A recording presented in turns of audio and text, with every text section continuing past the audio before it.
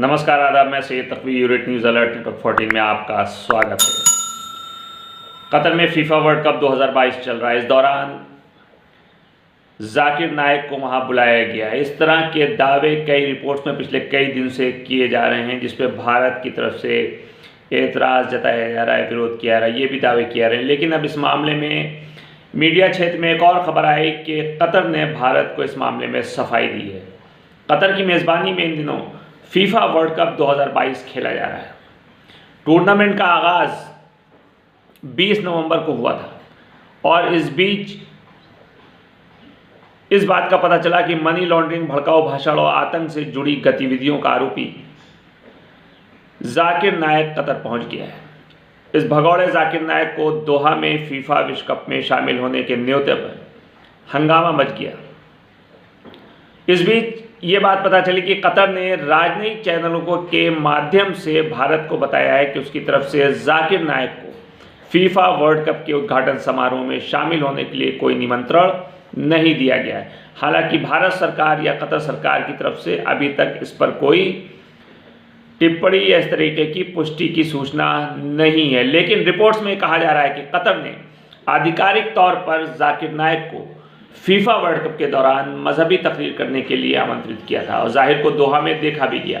इन खबरों के बाद से ही भारत और कतर के बीच राजनीतिक तनातनी शुरू हो गई और विरोध शुरू हो गया है। इस सिलसिले में भारत में धर्मगुरुओं ने भी विरोध किया और तमाम नेताओं ने भी इस बात का विरोध किया। लेकिन अब कतर ने इस मामले में भारत को सफाई दी है। कतर ने कहा कि उसके और भारत के बीच रिश्तों में दरार डालने के लिए दूसरे देशों के द्वारा जानबूझकर ऐसी गलत खबरें चलाई गई हैं। इससे पहले भारत में केंद्रीय मंत्री हरदीप सिंह पुरी ने कहा कि भारत इस मामले में संबंधित अधिकारियों को सबसे मजबूत संभव शर्तों में अपने विचार व्यक्त करेगा और विरोध दर्ज करेगा।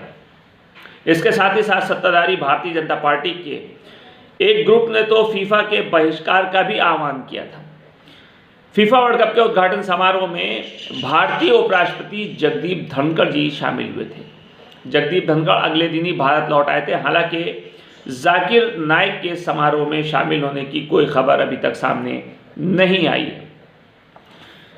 बात दरअसल ये है कि कतर के सरकारी स्पोर्ट्स चैनल अलकास के टेलीविज़न प्रेजेंटर अल-हाजरी ने ट्वीट किया था कि शेख जाकिर नाइक इस फीफा वर्ल्ड कप के दौरान कतर में मौजूद हैं और जितने दिन ये फीफा विश्व कप फुटबॉल होता रहेगा उस दौरान वो कई धार्मिक व्याख्यान, स्पीच, लेक्चर देंगे।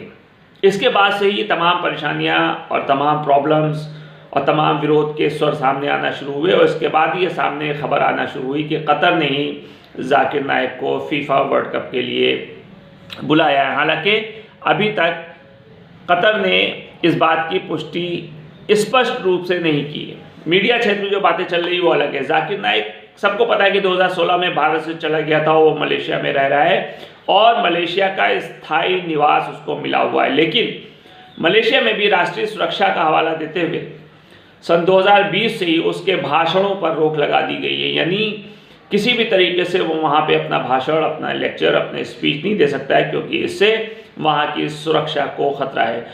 जबकि भारत में जाकिर नाइक एक वांछित व्यक्ति है, क्योंकि भारत में नफरत फैलाने और मनी लॉन्ड्रिंग के आरोपों को वह सामना कर रहा है, यहाँ से भागा हुआ है और भारत सरकार लगातार प्रत्यर्पण की मांग करता रहा है। गृह मंत्रालय ने पिछले साल जाकिर नाइक के इस्लामिक रिसर्च फाउंडेशन को गैर कानूनी घोषित कर दिया था, क्योंकि जाकिर नाइक पर नफरत, वैमनस्य को बढ़ावा देने और लोगों के बीच तनाव, भेदभाव, नफरत, इस तरीके की चीज़ों को बढ़ावा देने का उसके ऊपर आरोप है और साथ ही साथ उसके भाषणों को आपत्तिजनक के रूप में देखा जाता था। यानी उसके भाषणों में ऐसी कंटेंट्स, ऐसी चीज़ें नहीं होती थी जो लोगों के बीच में एक मेल मिलाप, एक अमन, एक सुकून कायम करें, बल्कि ऐसी चीज़ें होती थी जिससे लोगों के बीच में लड़ाई झगड़ा और भेदभाव पैदा हो।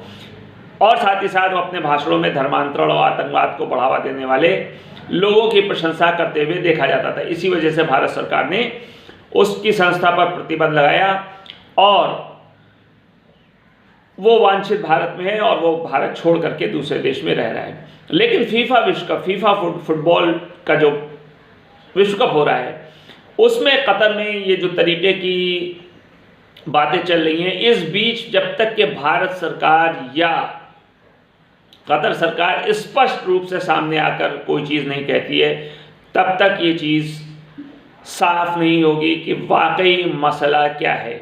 लेकिन ये बहुत ही चिंता की बात है कि आज देश और दुनिया में जिस तरीके के हालात चल रहे हैं, उसके बाद इस तरीके की चीज़ें जनता के बीच में आती हैं, और सिवाय उसके कि जनता के बीच कोई परेशानी, दो देशों के बीच में परेशानी होने की और कुछ नहीं होता है। क्योंकि ये वो समय है जब लोगों को मिलजुल करके आपस में प्रेम के साथ, आपस में भेदभाव मिटा करके हर नागरिक, हर जनता अपने मुल्क और अपने देश की तरक्की के लिए काम करे तो ज़्यादा बेहतर होगा।